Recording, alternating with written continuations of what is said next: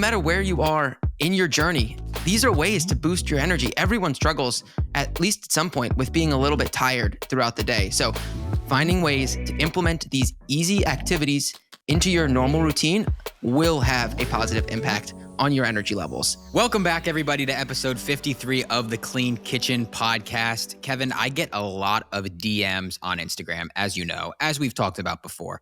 But one of the most common questions or comments, I guess, that I get is, Kyle, I have no energy. I wake up tired. I don't wake up feeling refreshed.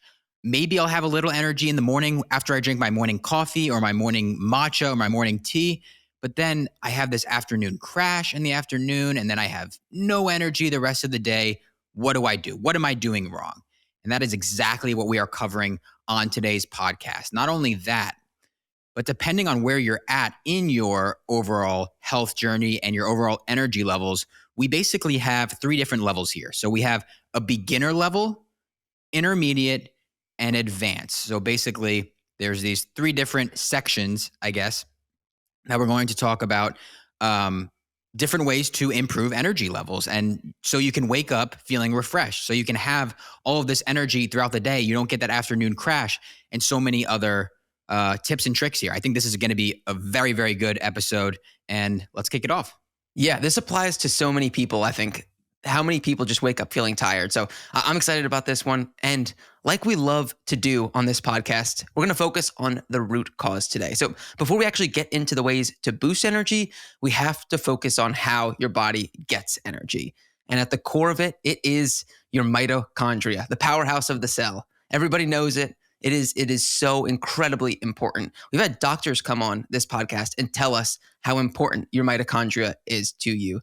Basically, if you don't know, the mitochondria is where energy is produced. So the food that you eat is transformed into energy through your mitochondria. That means everything that you do, whether it is getting up out of bed, taking your kids to school, going for a run, no matter what it is, you need your mitochondria to have that energy. And you get it through a variety of different ways. But if you're feeling sluggish, if you're feeling like you don't have energy, it's because most likely your mitochondria is not working. Something is wrong with it. And the good news is it's very fixable. There are many ways to improve your mitochondrial health, and we'll talk about that today. But that's the science behind it. The way you can think about it throughout this entire episode, we'll do a nice, simple analogy here. Dr. Chen taught us this. We're going to think about it like a remote toy controlled car. So basically, you have your control, and you're moving your car around throughout the house. Maybe it's on a track, whatever it is, just close your eyes and imagine this. But when the batteries in the remote control, when they run out, the toy car doesn't go where you want it to, or it goes slower than you want it to. And that's your body telling you that your batteries are low. When you want to do something and you're not really able to, or you just don't have the energy to get up and do it. Maybe a lot of times you're like, oh, I really should do that. But you're sitting on the couch and it's just easier to kind of sit there and watch Netflix or scroll on your phone. And you just don't get up. That's your mitochondria saying, I'm tired. I need time to heal. I'm not feeling the energy that I need to in order to go do the thing. So it does show up in a variety of different ways. We've talked about it before: fatigue, brain fog, hormone issues, bloating, indigestion. That's all the same thing, all the same root cause. It's your mitochondria needs you. It needs you to get recharged. So that is the core of what we're talking about today. And I think with that, we can dive in. Yeah, absolutely. And a quick note there I also want to mention is a lot of people will go to their doctors when they have this low energy, this chronic fatigue. And a lot of doctors will say, you know what, it's all in your head. Just drink more coffee or take this pill or do this or that. But it's not. I mean, Kevin just talked about this. If you are having low energy, there's most likely something wrong at the mitochondria level. So you're not alone in this. If you are experiencing low energy throughout the day, it's real and something is off in your body. And hopefully with these tips here, we can correct that and get your energy back. 100%. I feel good about that. Yeah. So let's do it. Beginner ways to boost energy. So we're going to start super simple here. I know if you're like, Kyle, I'm already doing these things, don't worry. We're going to get to the advanced section later. And I assume most people aren't doing those things. So let's start off with your diet. So if you eat a meal and you feel like you are super, super tired afterwards, that's kind of a sign that you're probably not eating the right food. So what food should you be eating? Well, it's the food that we talk about on this podcast all the time. Real, whole, unprocessed foods. Make sure you're getting healthy fats, healthy protein in every meal, and healthy carbs. So carbohydrates are the body's primary source of energy. Carbs are broken down into glucose, and then that is used by your cells for fuel. But I'm not talking about, pasta and things like that. I want high quality carbs, things like fruit, vegetables, maybe some raw honey or maple syrup, maybe some dairy, white rice, all of these things. This is what you want to go for. Real, unprocessed, whole foods, good sources of carbs. Fats. You also want healthy fats in your diet. This is also going to provide long-lasting energy for you and your body and your brain, especially. Healthy fats are so important for your brain. They're important for hormone production, cell function, and they also help with the absorption of fat-soluble vitamins like vitamin A, D, E, and K. So we want to make sure we're getting our healthy carbs, our healthy fats, and protein. Protein is so, so important. It's essential for muscle repair, growth, and just overall maintenance of our body tissues. And protein, which a lot of people don't know, it also provides a steady source of energy when carbs are not available. So if I was kind of going to plan out the perfect meal, I always start off personally with high quality protein, grass-fed meat, pasture-raised chicken, wild-caught fish, pasture-raised pork, choose one of those, whatever you like. That's going to be your protein source. Start with that. And then maybe you're even cooking that in a high quality fat like grass-fed ghee or tallow or butter or olive oil or avocado oil. Those are all great sources of healthy fats. That's fantastic. What else can we add to that? Well, we can also add some other healthy fats to it like avocado, maybe some nuts and seeds if you want to do that. But prioritize the protein, prioritize fat. And then, like I said, those carbs, white rice, fruit, vegetables. It's as simple as that. Just focus on the real whole foods, the real whole unprocessed foods that you enjoy eating. And just, you don't have to be perfect about this. You don't have to measure out every little thing that you're eating, this amount of protein, this amount of fat, this amount of carbs. Just listen to your body. I think that's something I've learned a lot over the past years, how to do better and better, especially when it comes to food. Listen to your body. Your body will tell you what it needs. So when you have this meal, because the meal you basically described as the perfect meal is most of the time, if you follow Kyle on Instagram, the meal that you're having, some sort of steak or grass-fed beef, and then fruit, avocado. How do you feel after you have that meal? I feel like I can go run a mile. Yeah. And that's what I want to feel like. If you have a meal and you are bloated and like we just talked about, and if you're tired, if you have stomach cramps, if you don't feel good after your meal, that is a sign that what you just ate is probably not agreeing with your body. Yeah. So after you eat a meal, you should feel good. Like you feel like, okay, I could, like, obviously you're probably not going to go run a mile after a meal, but you want to feel like you can. Like, okay, yeah, if I had to, I could do that. Or, I could go work out right now if I had to. Maybe you don't want to do that right after a meal, but you want to feel good. Yes, if you want to feel good, it's as simple as that. It seems like it should be more complex, but I really don't think it is. It's funny, a lot of times when I eat out, and I'll have Mexican or something like that. Yeah. I'll be like, okay, yeah, I need to lay down for a little bit after this. And I'm like, I know that that's not how that should feel. Because you're tired or you're in pain or what? Tired. I probably ate too much because just the serving sizes at American restaurants are just insane. Like the burritos. If you get a burrito at a Mexican restaurant, it's like the size of my arm. It's crazy. You don't need that much food. But yes, I probably had too much and just feel tired. Not to mention all the chips that you start out with. They just give you unlimited chips. Oh, more chips and salsa? More chips and salsa? Yeah, keep them coming. Yeah, exactly. But when I eat right and have the grass-fed beef or salmon and supplement that with some nice vegetables and fruits, feel so much better. I do. I feel like maybe not go run a mile like you said, but a lot of times at lunch, I'll try and really prioritize that. And I feel like the second half of my day, I don't get a slump during the day while I'm working. I feel like I still have energy to be on calls and be high energy on those calls and add value. So I think that is also a clear sign to me that I'm having the right foods when I have that kind of feeling in the afternoon. That's a great point. Yeah. Also notice how focused you are. Are you easily distracted? If you're listening to this podcast and you're seriously struggling with low energy and your diet isn't where you would like it to be, if your diet isn't where we're telling you where it should be, write down your meals, write down what you're having, and just kind of notice how you feel afterwards and take notes. How's your digestion? How are your energy levels? How's your focus? Are you able to get your work done? Just take notes. Doesn't have to be super detailed. Just, quickly after you eat, okay, I just ate this. And then, as you go throughout your afternoon, write down how you're feeling. And then over time, you'll have a lot of data that you can look back to and recognize patterns. Be like, oh, when I had this, I noticed that I wasn't able to focus as much in the afternoon. And when I had this, I found that I had really good energy levels. Yeah.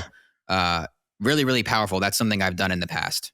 I love that. Adding journaling in there. If you want to give it a score, 1 to 10, Yeah. whatever you want to do, Yeah. then if you want to take it to the next level, chart that thing and put it up in Google Sheets, and you can see exactly where the trends are. It'll become really obvious what foods make you feel better and what foods make you feel worse. And it might be different a little bit for everybody, what For foods sure. make you feel better. So customize it to yourself. Yeah, there's definitely some bio individuality that goes with this, and certain people do better with certain foods for sure. Yeah. Yep. Absolutely. Okay. So that's the most important thing, I think, is starting off with a good, strong diet. What would be your second piece of advice within the beginner level for people that are looking to boost their energy levels? Yeah, I would say exercise. And when I say exercise, I don't mean going to the gym and lifting as heavy as you possibly can and getting jacked. No, I basically mean moving your body.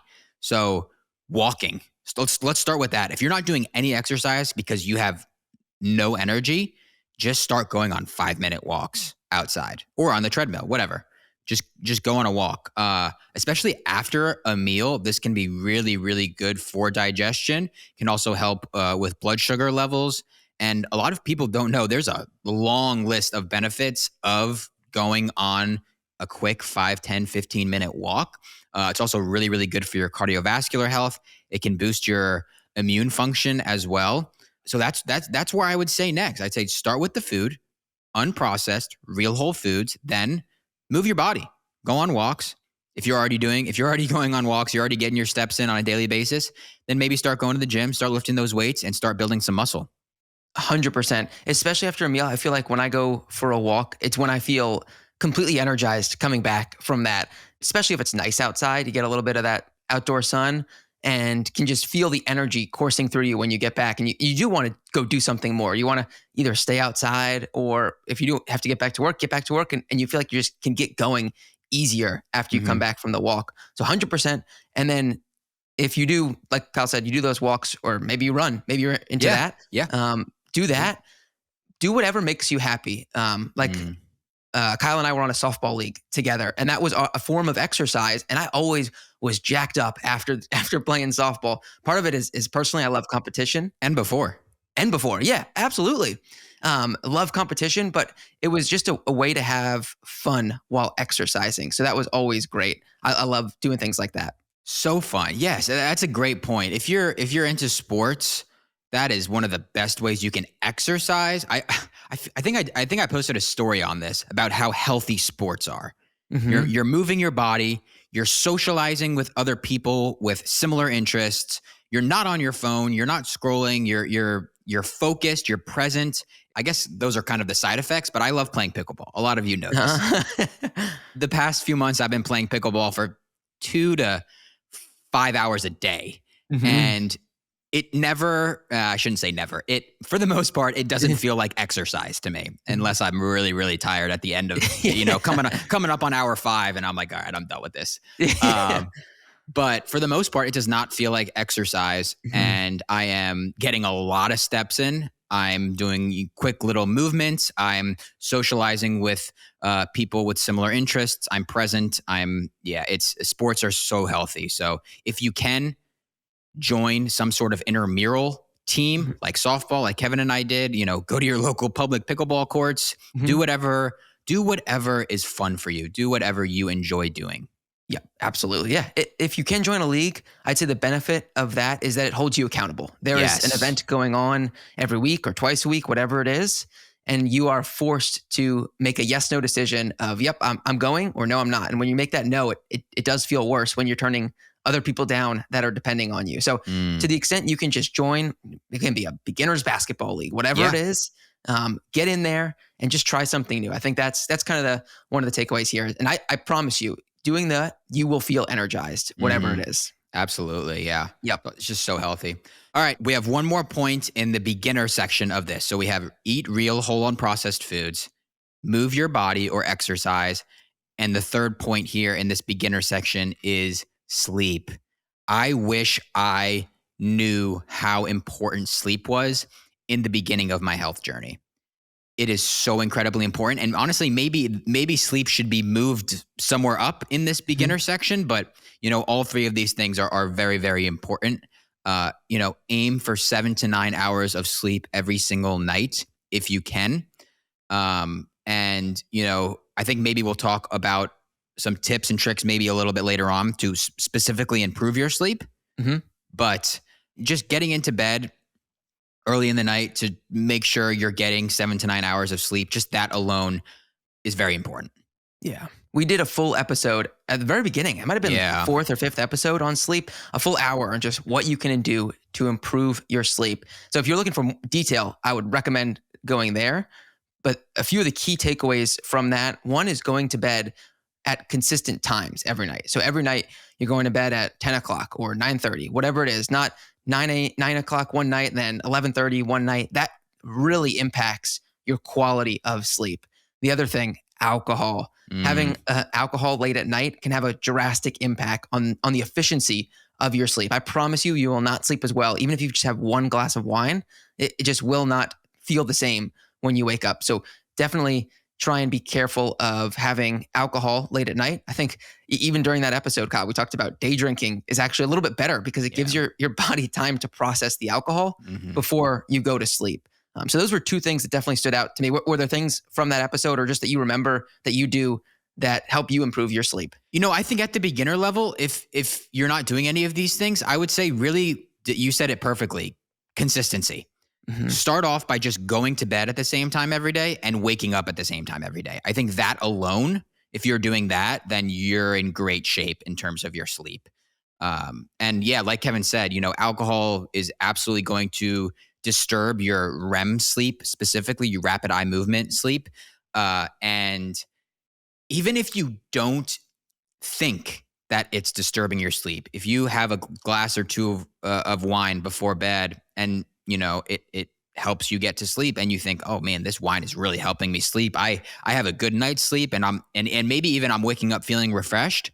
You're probably losing out on REM sleep there. And you can actually track this if you have, I think the Apple Watch tracks this, right? Yeah, I think it does. Yeah. So Apple Watch, Oura Ring, Whoop, these sorts of devices, you can track. It'll specifically track your REM sleep, your deep sleep, light sleep, and then it'll count how many times you wake up throughout the night as well. So you can see how alcohol affects you right there on your phone.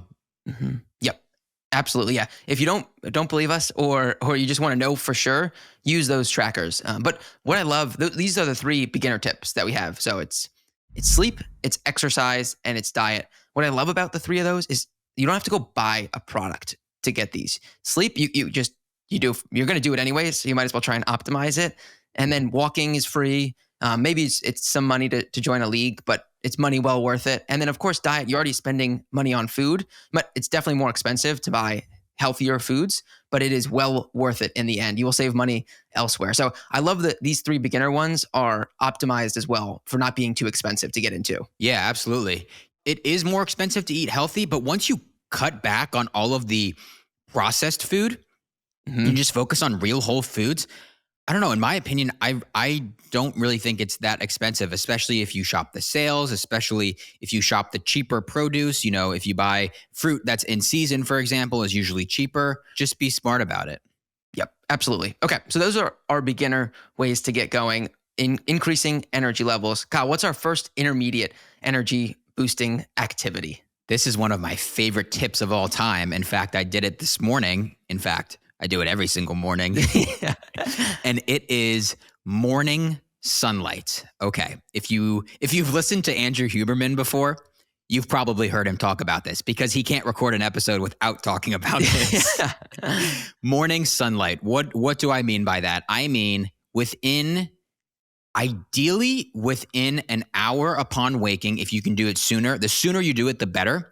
But ideally within an hour upon waking up in the morning, go outside for 10 to 15 minutes and get sunlight on your body, in your eyes. And when I say in your eyes, I don't mean look directly at the sun. I just mean, kind of look up in the general direction. And Huberman says this all the time, but, blink when you have to blink. Don't stare at the sun. But you're going to get all these different spectrums of light on your skin and in your eyes, and that's going to help set your circadian rhythm. And by the way, if you don't know what circadian rhythm is, it's basically your internal clock. So all of our bodies have this internal clock in every single one of our cells that basically when we go outside and we get sunlight, it tells our body, okay, it's the daytime. It's the morning, and you're hopefully going to feel a burst of energy. I know I always do when I go outside. But then also, when you do this first thing in the morning, it actually turns off our melatonin and it turns up our cortisol levels. And a lot of people think cortisol is stress, cortisol is bad, but this is actually good. This is a healthy response. So waking up in the morning, you do it every morning. You go out there and you get morning sunlight. What about days when it's not sunny out? What do you do then? How do you get morning sunlight? Yeah, I'm still going outside. I'm still going outside first thing in the morning for 10 to 15 minutes within an hour upon waking. If you can do it for a little bit longer, if you can do it for maybe 15 to 20 minutes, that's going to be beneficial. Even though you can't see the sun, even if it's really dark and really cloudy and gray, there is still a lot of light coming through, even though it may not seem like that. And it is still sending this signal to your body that it's the morning time. And it's going to help set your circadian rhythm. It's also going to give you some vitamin D. And, going back to the topic of this podcast episode, hopefully this is going to increase your energy levels throughout the day, but it's also going to help improve your sleep as well. Better sleep can also lead to improved energy levels. So there's a lot of benefits with morning sunlight, and it's one of my favorite things to do. And it's honestly, it's a great way to start the morning. It just puts you in a great mood. Yes. Yeah, it does. It really does. The importance of light is really amazing. And we might be talking about light more later on. So stay tuned there. But for morning sunlight specifically, it feels like Huberman, you're right. He started talking about it and it became this trend for people to get outside in the morning and get their sunlight in. It doesn't have to be long, 10, 15 minutes, like you said, get out there and just enjoy it for a little bit. The other thing I'll say too, especially speaking personally, you're going to be tempted, especially if you're doing this for the first few times, to bring your phone with you or bring something with you. Just try as much as you can to not bring anything and just stand there for a little bit and be with your thoughts and see how that feels. Stand there maybe in the grass with your bare feet, grounding that Kyle talks about, adding that on as well. Just try to avoid the temptation of bringing your phone or music with you and just see if you can enjoy your thoughts for a little bit. It's the one other point I'll add. That's a great point. Bonus points if you can, like Kevin said, just be present, maybe do some deep breathing. We've talked about this before, but 5 seconds in, 5 seconds out is really all you need to do. Maybe do some box breathing as well. 4 seconds, inhale, hold for 4 seconds, exhale for 4 seconds, hold for 4 seconds. Either of these breathing patterns, this is such an amazing way to start the day. You're getting outside in sunlight. You're doing all the benefits of that. Maybe you're grounding, which can be anti-inflammatory, which if you don't know what grounding is, it's basically just putting your feet on the earth. Again, all of this is free. Yeah. And you're also being present and you're doing some deep breathing. You're just off to a great, great start in the morning. And that's really what I did this morning. I'm currently in Florida. If you're watching this on YouTube, you probably noticed my background is different. Currently in Florida, looking at apartments, and the Airbnb that I'm currently staying out at, the sun rises in the front of the house. And I went out there this morning and I just sat on, or I stood, and then I also squatted, which we can get into that if you want to. On the front lawn here, I'm grounded. I'm looking in direct sunlight. I don't have my phone out there, and I'm doing deep breathing, and I feel great. Like you were doing squats, or you were holding a squat? Holding a squat. Okay. Like basically, I don't know what the correct name of it is, but yeah, like just going down all the way and just kind of chilling in that position. There's a lot of benefits of that. Like what? I never heard of that one. I know, like digestion mainly. I know that it's also really, really good for your joints as well. And a lot of people can't do it. A lot of people can't get down all the way in a deep squat without being in pain, or, a lot of people just can't even go down. So that may be something to work towards. Yeah. Interesting. All right. We're going to have to save that one for another episode. I don't know about squatting. Yeah. I wouldn't worry. Squatty potty. I wouldn't worry about that one right now if you're in the beginner intermediate level, but yeah. Yeah, just stand there if you can. Stand there and get some sunlight. Or sit if standing's too much. Yep. All right. So that is morning sunlight. I don't think the importance of sunlight, especially in the morning, can be overstated. So really try to incorporate that one into your morning routine if you can. Another one that I'd say I've added recently, Kyle, because of you, is electrolytes. Tell me why electrolytes can help with energy levels. Yeah. So what are electrolytes? Electrolytes are normally things that contain magnesium, potassium, calcium. Those are probably the main ones. And then some salt, maybe some Redmond's real salt, which we're going to get into later, I think, or other types of salt. This is really, really hydrating throughout the body.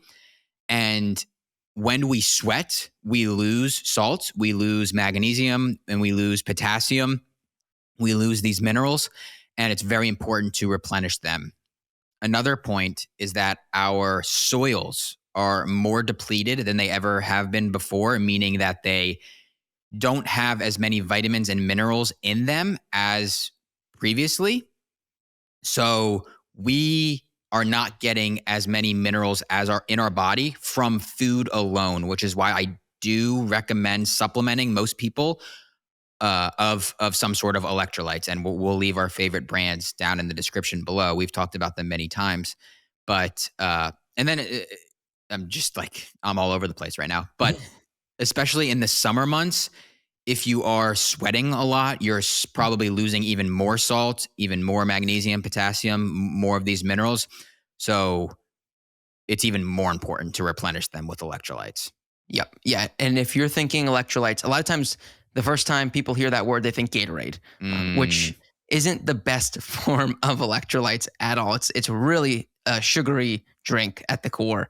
So these electrolytes are usually in the form of like a powder, and you'll just pour it into your water. And it's not that same quantity of sugar that you're getting with Gatorade.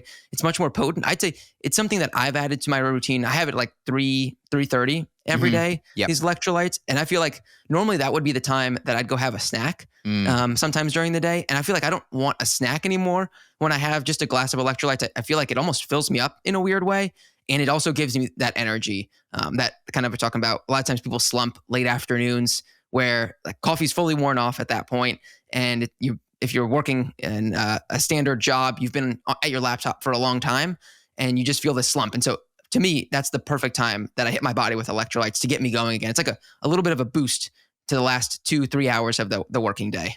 I think that's a great time to drink electrolytes, mid-afternoon. And so a lot of electrolytes contain anywhere from 100 milligrams of sodium to some contain 1,000 milligrams of sodium. If you're not working out hard and if you're not sweating a lot, you probably don't need to consume 1,000 milligrams of sodium. I guess from electrolytes, you should be getting a lot of sodium and salt from food when you're adding salt to your food. Don't fear salt, everyone out there. But at least for me, when I notice, and I consume electrolytes at a very similar time in the mid-afternoon, I do consume electrolytes with a lot of sodium in it because I am sweating so much. I notice that if I am hungry and then I consume electrolytes with a lot of sodium in it, I too don't feel the need to have that afternoon snack, or, it basically curbs any sugar cravings or just cravings in general. And it basically holds me off until dinner. So, electrolytes are very, very important. Not only can they help curb any cravings, but also increase energy levels. 100%. All right, Kyle, you said it. Salt. I sent you a video this week. I think it was earlier this week. I saw it on Instagram. It was another influencer, and he was telling me that Celtic sea salt and Redmond's real salt both have found to have extremely high levels of lead, which is terrifying. We had a whole episode on salt, and these were the two that we talked about before. If I'm seeing this, if I'm out there seeing this, Kyle, what should I be thinking? Don't freak out. Don't be terrified. Kevin said he's terrified. Don't be terrified. Step one, don't panic. So there are a lot of these organizations like Moms of America and Lead Safe Mama and all of these different people and organizations, which I'm sure you've heard of. And they're basically, from what I can see, they're taking a lot of these healthy foods, a lot of these brands that people trust. They're sending them into these independent labs and they're getting testing done on these products, specifically for heavy metals, I think, and also glyphosate, which we talked about in last week's episode with Bonza, or 2 weeks ago? 2 weeks ago, yeah. 2 weeks ago. I don't know how much I trust these people and organizations. Mm-hmm. So what are my thoughts? My thoughts are that we should stop being worried about these little things and, in my opinion, about the wrong things. And I was actually just reading a post the other day from Healthily on Instagram. I'll leave a link to the specific video that she posted down below. She's a friend of mine. I've met her before. She lives down here in Florida, and she put it in a fantastic way. And she said, I wouldn't worry about the testing of every little product in your house that may or may not contain small amounts, or I guess in this case, large amounts of heavy metals or lead in your food, especially since it's naturally occurring as well. If you are not focusing on eating your meals with a lot of protein, if you're not focusing on, like we talked about earlier, eating whole, unprocessed foods, drinking your electrolytes, moving your body, lifting weights, getting outside, basically all the things that we've talked about in this episode, managing your stress levels, ensuring you're getting high quality sleep. If you're not doing all of those things, I wouldn't worry too much about the naturally occurring heavy metals in some of these healthy products like Redmond's Real Salt or Celtic Sea Salt. I don't have a lot of answers right now. I don't know how much I trust these organizations and these labs because I've seen so many differing opinions and different results. One organization will send in a sample of this product and it'll come back so high, but then the company will show their testing that they've done that contains little to no heavy metals or little to no glyphosate. So step one, I'd say start with that list of things that I just mentioned and everything that we're mentioning in this podcast episode. And then you can worry about the amount of lead in your Celtic Sea Salt or Redmond's Real Salt.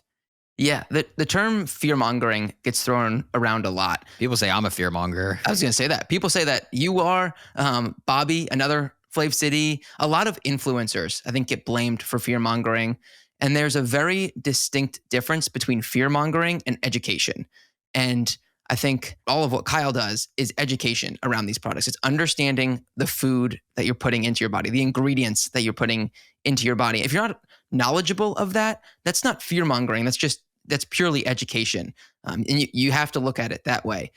This of putting out these crazy headlines, I think can sometimes drift into the area of fear-mongering. And I don't think that's these individuals, Lead Safe Mama and Moms of America. I don't think that's their intent. Their intent is not to make people upset or get people scared and sell them some sort of different product. It's not like they're selling an alternative of salt that they're benefiting off of this. Correct. They're trying to do research. And it's funny you mentioned the company's tests that are different. Bonza, we talked about it. They did their own independent testing. They had a third party come in and test Bonza pasta, and they found extremely low levels of glyphosate.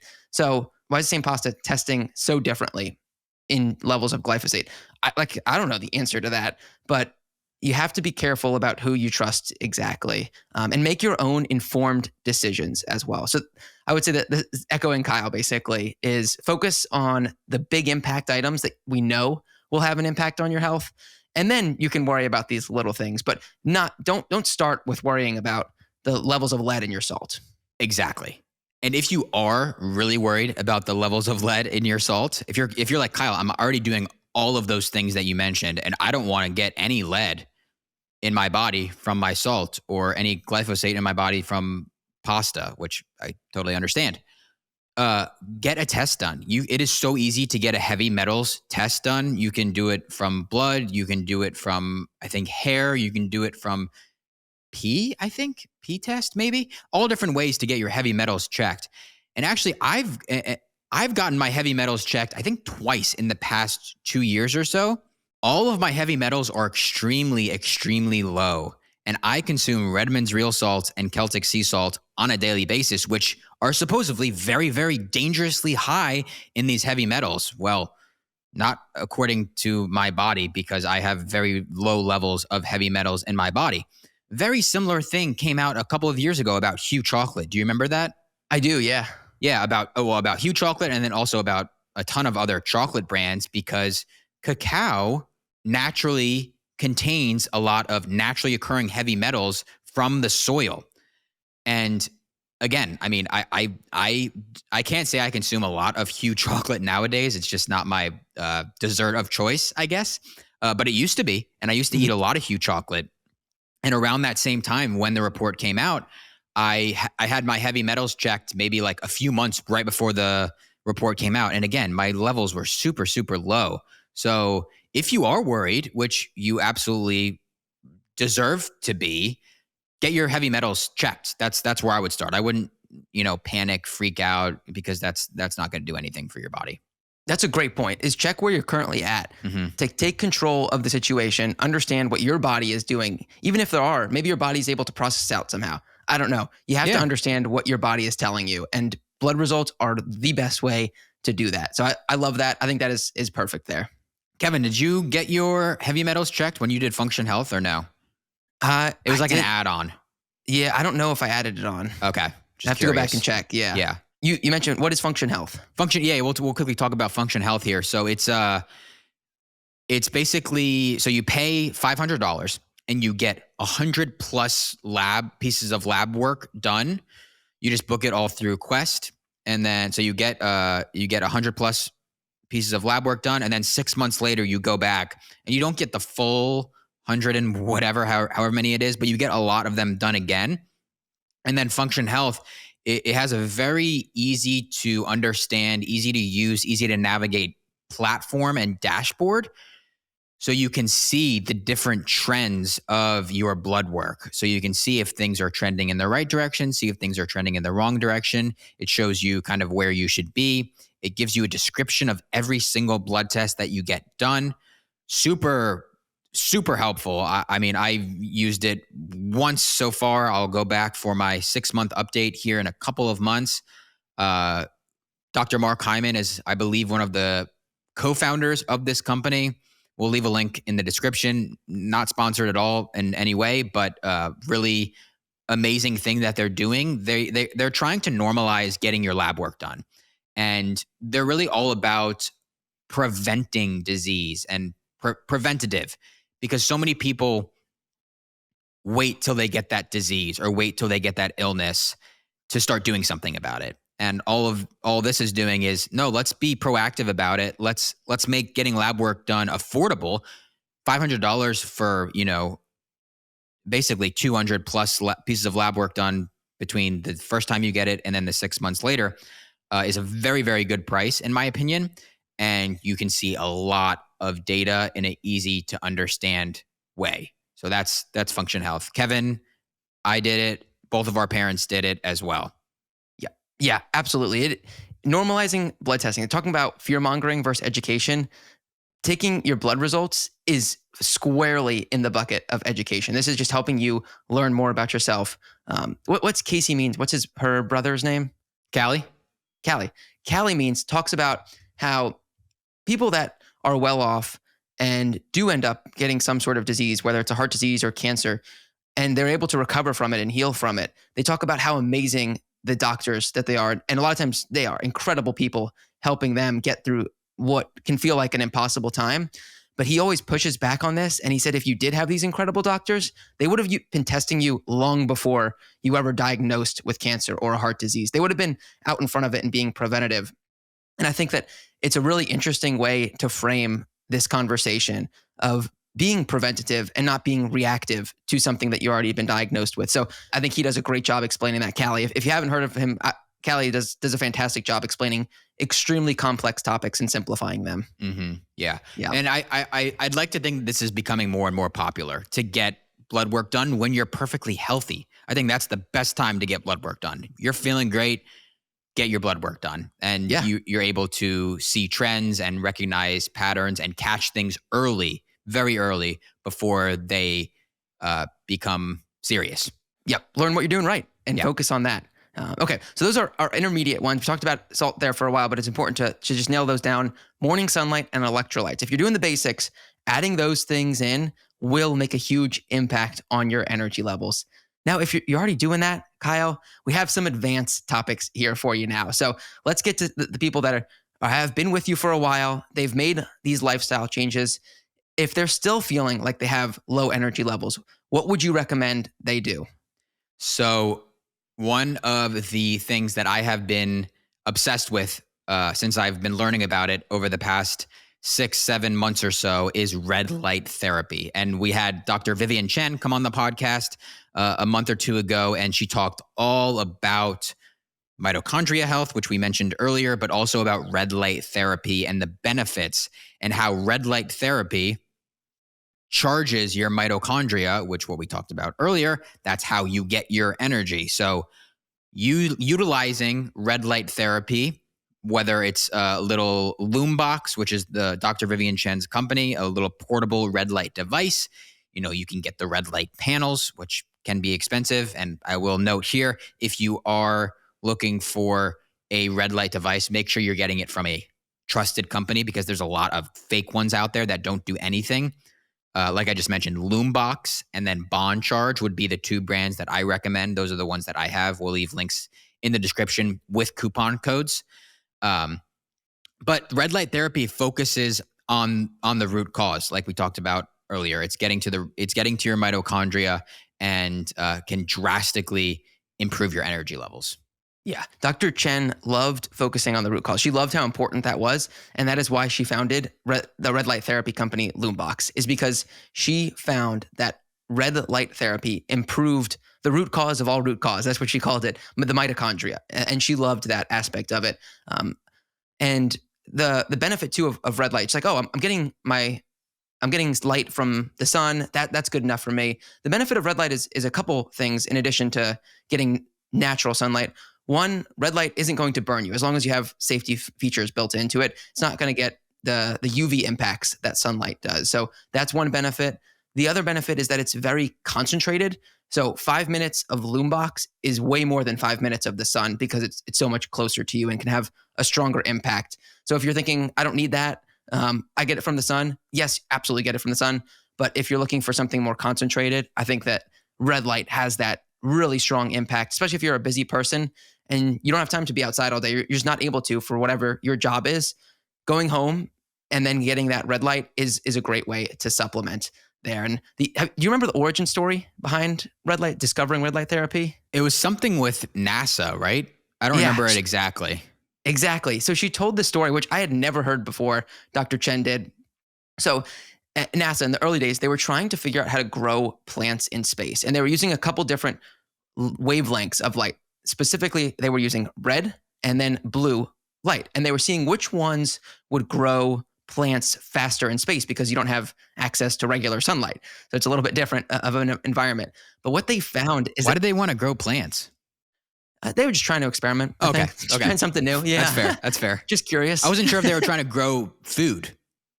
Actually, that's a good point. They might have been trying to do that as well. Okay. I really don't know what they were trying to accomplish. Okay, continue. Sorry. No. And then what they indirectly discovered through this is because the astronauts had to move around the light and then get it adjusted to on the plants. the wounds on the astronauts' hands and the cuts that they had just from being out in space, I guess, were healing extremely quickly. Now, like this is kind of weird. And so indirectly, NASA discovered the benefits of red light. And this was a long time ago.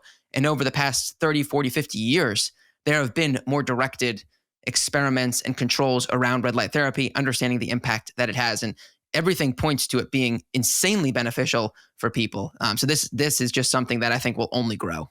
Yeah, there's a lot of studies around red light therapy that we have nowadays. And like Kevin said, it's great for your skin health. It's great for wound healing. It's good for any joint or muscle pain, things like that. I use it all the time after I play pickleball or golf or any other sport, like on my shoulder or my forearm.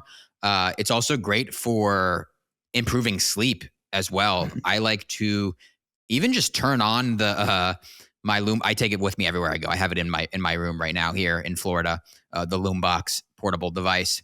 I honestly just like turn it on at night as a night light. Like I turn off all the lights and then I just use that because again, if you want to help improve your sleep, you want to minimize blue light at night, AKA the light from our screens, our devices, TVs, things like that. And red light obviously does not have any blue light in it. So that's what you want at night. But it can improve your sleep. It can enhance melatonin production in your body, which can improve your sleep. Like I said, great for muscle recovery. And there's also some studies showing that it can reduce inflammation as well throughout the body. I sometimes will also shine the red light on my abdominal area for just to help my digestion. There's been some studies that show it can improve your gut microbiome. And yeah, there's just a ton of benefits of red light therapy. I'm a really, really big fan of it. Yeah, absolutely. Okay. But again, this isn't a place I would recommend starting out. Yes. Start out with all those beginner and intermediate places first. And then you're like, Kyle, I'm already doing all of those things. I still don't have great energy. Then maybe move on to red light device. Yes. This is definitely an advanced type of energy boosting activity. Yes. The next advanced level that we have here, maybe you're already doing red light, or maybe you want to try something in addition to that. The next one we want to talk about is swapping out toxic cleaning supplies for non-toxic cleaning supplies. I'll give you a quick background here on this one, Kyle. I want you to jump in. What I thought was really interesting, and actually Dr. Chen talked about this as well, understanding how your body reacts when it's sick. So when you are sick, what happens is your mitochondria sends a signal to your body and it says, look, there's an infected area. Something's wrong here. Let's send all of our antigens there to the infected area and help our body heal faster. And as a result of all of that's going on inside your body, all of the chemistry that's happening, you get tired. And that's natural. It is your body's way of saying, hey, I need you to rest. I have to heal first. And then once we're all better, then we'll get energy back and we'll get going again. So a lot of times when you are feeling sick, a lot of times people say, you know what, just lay down, take a nap, relax a little bit. And that is exactly what you should be doing. What is interesting is that a lot of the chemicals that we're exposed to on a daily basis, whether it's your laundry detergent or just your cleaning supplies around the house, they're actually indirectly kind of creating the same inflammation in our bodies. And so our body's like, okay, we're sick again. There's inflammation here. I need to heal it. Let's send everything there and let's stop this inflammation from happening. And as a result, you get really tired, just like you do when you're sick and you feel like you need a nap. And in this case, you're not sick. You're just being exposed to toxic chemicals. And unless you're changing out those toxic chemicals, what's going to happen is will eventually lead to something called chronic fatigue, where you feel like you're always tired. And it's because you're exposed to these chemicals that really make your body think it's sick. And in reality, it's not sick. It is just a chemical that you're being exposed to. So that is why toxic chemicals are important to get rid of and can impact your energy levels. Yeah. And when you're constantly exposed to these chemicals, like Kevin mentioned, in your laundry detergent, in your cleaning products, in your personal care products, that's a really, really big one. You're basically stuck in this inflammatory state and you're not going to get out of it until you swap these products. So swapping the toxic cleaning products. I mean, literally, I'm in an Airbnb right now. It's not great, Kevin. It's not great. It's not good. I got a business idea, which I think I heard of this. I think someone said this, but maybe we should steal it. Clean, non-toxic Airbnbs. Or maybe, did we mention this before? No, I've never heard this. Okay. There need to be Airbnbs that have all non-toxic cleaning products, laundry detergent, organic bed sheets, everything, all in. Because I get in here, obviously there's no good dish soap. I was basically just using a sponge and hot water to clean my plates. Luckily, there was a cast iron pan. That's another thing. A lot of nonstick pans here. Didn't use any of those. There was an air freshener here. I had to unplug it. Don't want that in my body. I like this idea. Yeah. You could like come in and certify that, okay, this house, it checks all the boxes. It has all the non-toxic stuff. I've never heard this. I'd pay a premium for that to go and stay somewhere that had all non-toxic, maybe an air purifier, we're talking next level stuff. Yeah. But I'm currently brainstorming in my mind how we can do this. Being exposed to all these chemicals. Yeah. When you are exposed to these chemicals on a daily basis over years and years and years, you are going to be stuck in this inflammatory state. And a side effect of that is like Kevin mentioned, you're going to have low energy levels. So if you can, swap out the toxic cleaning products for non-toxic products, things like Branch Basics, Truly Free. Those are probably two of my top favorite brands that are completely non-toxic. But then you can also clean a lot with baking soda and vinegar. And it's really, this is one of those areas where once you make the swap, you really don't think about it ever again. When I switched to Branch Basics years ago, I got their starter kit, which basically includes all the cleaning products you would need, laundry detergent. You make the swap, you throw away all your old ones, and you don't think about it. It's just as effective as the toxic cleaning products, but it doesn't contain any of those toxic ingredients. So even though this is in the advanced section, I'd say this is a relatively easy swap to make, even though it's somewhat of an investment upfront. I wouldn't even really say it's that expensive, but definitely something to note if you're struggling from chronic fatigue or low energy. Yeah, you're going to buy these types of cleaning products anyways. So if you are, get the good alternatives. And like you said, it is kind of like something I don't even think about now. I have everything on auto ship that it just comes to the house whenever I'm about to run out. I feel like it's good to go. Yep. I use Truly Free and I love it. It gets everything clean and good to go. The other thing I'll say too, we had Nicole Jacks, the home CEO, on a few weeks ago, and she talked all about how she makes her own kinds of products. And I think that's cheaper than the traditional one. So if you're looking to save money, this is actually a good place to save money, not an area that's going to be more expensive, unlike some other types of healthy swaps that you have to make. So check out that podcast. She talked about making her own ones out of baking soda, vinegar. And this is one that I think a lot of people find this is like an immediate switch where, I don't feel tired. I don't have headaches anymore because of the fragrances that I'm surrounded by. You will feel an impact on this one. Yeah. Some of the main things I hear from people, they say, no more headaches, no more migraines, improved energy and like allergies. A lot of people will sneeze and cough and that sort of thing just constantly with the toxic ones. But once they switch, a lot of that stuff improves. Yeah. Perfect. All right. The last one here, the last advanced topic that we have is one that I think I would definitely call this one advanced. You mentioned it a little bit, but it falls into the category of meditation, journaling, and breath work. Tell me a little bit about this one, Kyle. Another one that's free. Free, yeah, 100%. In the advanced section, yeah. So first of all, breath work is really, really good for our mitochondria. Dr. Vivian Chen talked about that when she came on.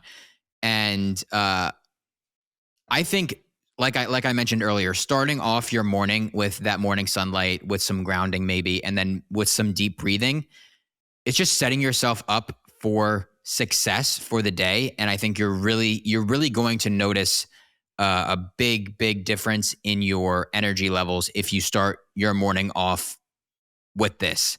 I don't really have much else to add. I think it does. It heals your mitochondria. Dr. Chen talked about how providing oxygen to your mitochondria gives them a boost, but I also think it just clears your mind in a very different type of way that other types of activities don't. We talked a little bit about it with the sunlight. When you go outside, just be alone with your thoughts. Being alone with your thoughts allows you to be creative, and being creative provides you with energy. So you kind of follow this trail, and it leads you to a very unique spot, because when you do have the opportunity to be creative and let your mind just wander a little bit, you're kind of taken back to when you were a kid. And when you're a kid, you don't have responsibilities. You don't have to do certain things, and your mind is able to wander, and you have this sense of freedom and fun. And I think when you do these things like journaling, like meditating, this weight is lifted off your shoulder and you do have this opportunity to feel lighter and more energized. So this one, maybe the science isn't exactly there, but I'm going to speak anecdotally about this one that there is certainly benefits to clearing your mind and feeling energized. Yeah, well said. I don't have anything to add to that. That was No. great. Yeah. Yeah, I love it. So no matter where you are in your journey, these are ways to boost your energy. Everyone struggles at least at some point with being a little bit tired throughout the day. So finding ways to implement these easy activities into your normal routine will have a positive impact on your energy levels. But don't go anywhere yet. We're not done. No, we got more. We're not done. Kyle, Yes. what's for dessert? So if you're new to the podcast, we end each episode with a little bit of dessert. We got on camera today. I asked Kyle, what is on your wrist? He's got, if you're on YouTube, he's got some big watch looking thing on his wrist. And I said, what is that? And he said, you're going to have to wait, Kevin. You're going to have to wait. I said, you're going to have to wait for dessert. Yeah. Yeah. What is on your wrist? What's going on this week? So I have on my wrist here a new device that I'm pretty excited about, to talk about right now. It's called the Apollo Neuro. So let's start off by saying there's a lot of different wearables out there. You know, you got the Apple Watch, you got the Whoop, you got the Oura Ring, you got all of these things that track what's going on inside your body. Basically, it can track your sleep. It can tell you how you're sleeping, track your heart rate variability, all these different things. And it gives you data about what's happening inside your body. The Apollo Neuro, which by the way, not sponsored, I purchased this myself, is different. Instead of reading your body, reading what's going inside of your body, this actually sends a signal to your body through these vibrations. I have an app on my phone called the Apollo Neuro app. You download the app when you purchase the device, and it has all of these different buttons on here that you can see: energy, focus, calm, sleep, unwind, recover, and social. And basically, you can click any of these, and it will send a very specific vibrational pattern to the device and then to your body. So I'm going to turn this on right now. I'm going to turn this on social mode because we're kind of being social. We're talking. And right away, I can feel this vibration on my wrist. And you can turn down or up the intensity. They say, you kind of want it to turn it low enough to where you can feel it, but to where it's not distracting.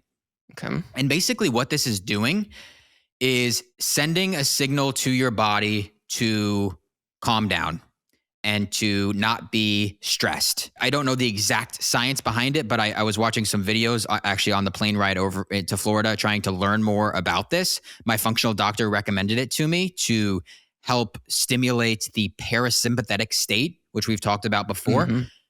Basically, there's two different states that you can be in: a parasympathetic state or a sympathetic state. Parasympathetic state is basically calm. You're in rest and digest. You're chilling. You're good. Sympathetic state is a stress state. And you can think about it as, at least the way I think about it, is sympathetic S, stress. Sympathetic stress.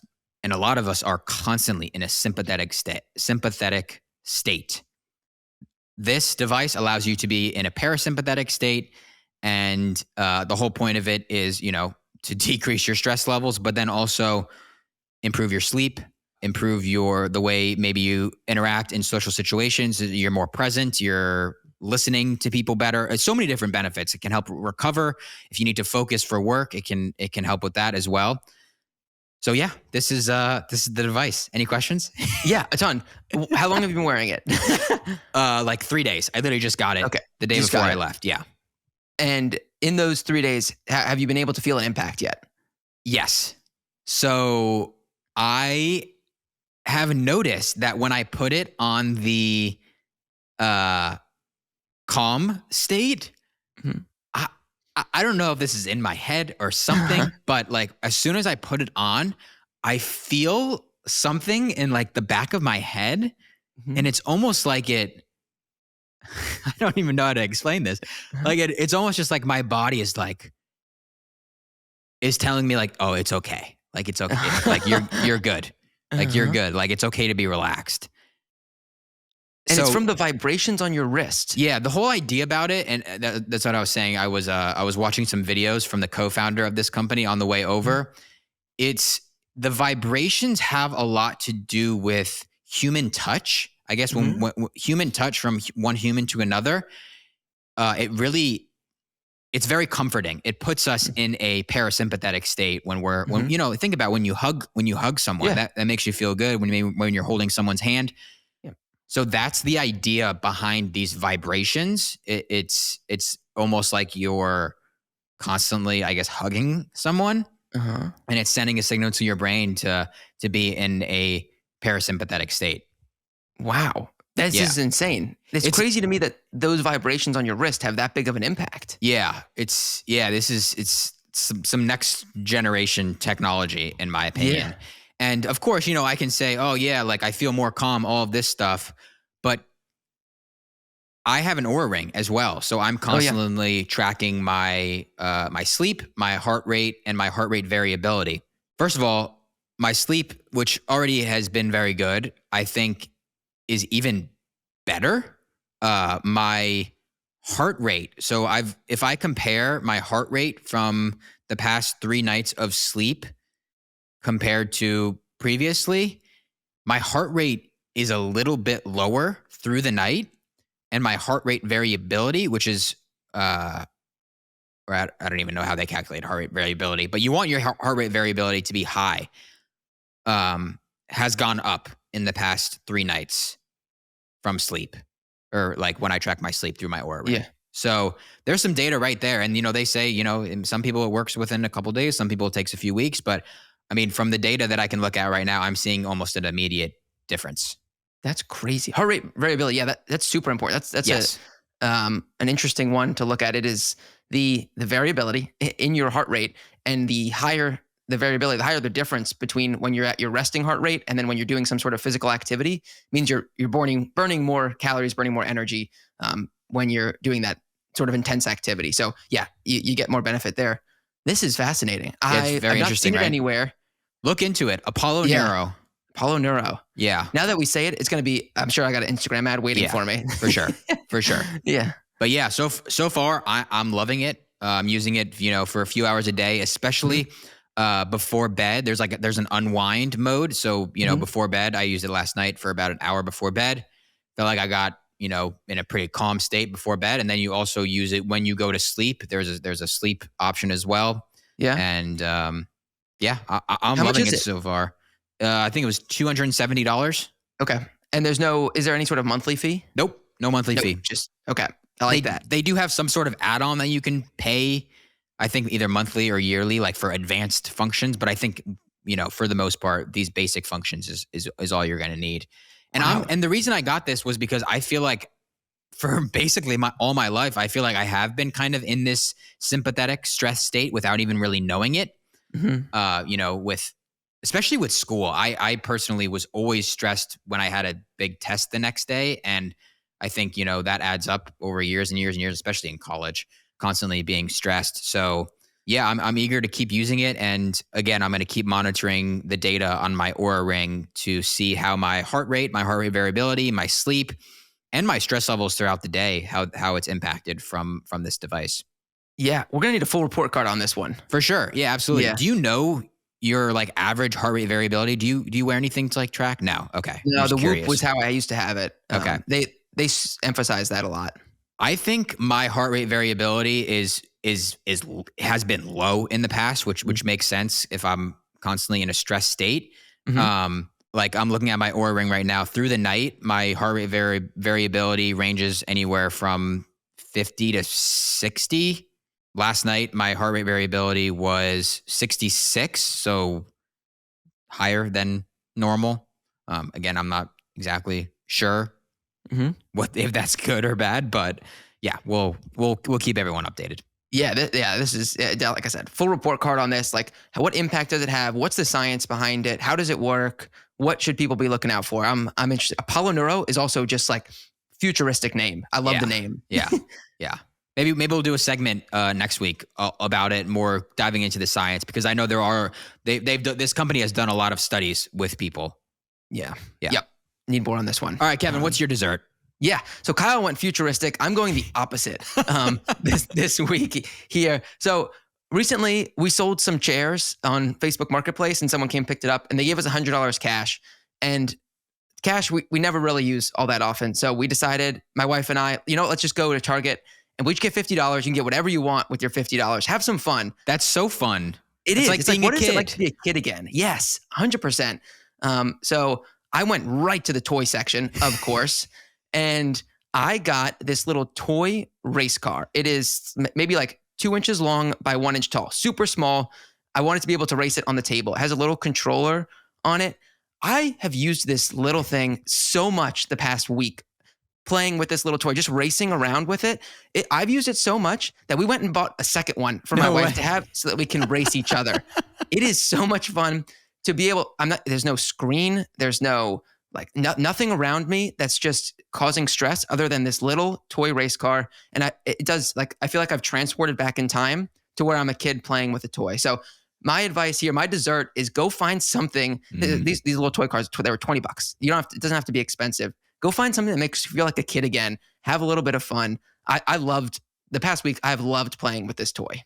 I absolutely love that. Is there like a race? Did it come with like a racetrack or something that you can race, or what? You can get one with a racetrack. We just set up our own on the dining room table. Our dining room table has turned into a NASCAR ring for the past week, and so we just use the table. Oh man, that is awesome. Yeah. I mean, that's a great point that we can leave this episode on. Go back to things that remind you of being a kid. Do things that are fun. I think that's gonna improve your health. Not only is it gonna improve your energy levels, but it's gonna improve your overall health. Yes. Yeah. Love it. Awesome. Let's end it there. Yeah, this was a great podcast episode. I really enjoyed this one, and I honestly learned a lot as well. Thank you so much for listening. If you learned something from listening to this episode, please share with a friend or a family member that you think can benefit from this information. Leave a rating or review on Apple Podcasts or Spotify. Subscribe on YouTube. New episodes every single Wednesday. Thank you so much for listening, and we'll see you next week.